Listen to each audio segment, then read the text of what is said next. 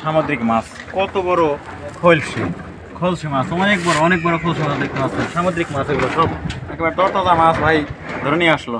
কত টাকা বিকাবে ভাই? 1800 না আরো বেশি? ও 1800 টাকা দাম হাঁকছে আর কি, হয়তো 1800 যাবে না, হয়তো 1500 টাকা যেতে পারে মনে হয়। এই মাছগুলো কিন্তু আবার অধিক হারে শুকানো হয় সমুদ্রের পার এলাকায়, শুকিয়ে সেগুলো শুটকি মাছ করে, হ্যাঁ শুটকি মাছ করে অন্য জায়গায় রপ্তানি করা। ওটা মাছ মনে হয়, মাছ না? কাঁকড়া কাঁকড়া লাল কাঁকড়া নাকি না অন্য কাঁকড়া? লাল কাঁকড়া কাঁকড়া বড় কাঁকড়ার লাল কাঁকড়া তো একেবারে ছোটো, ওগুলো মনে খায় না। ধন্যবাদ বন্ধুরা।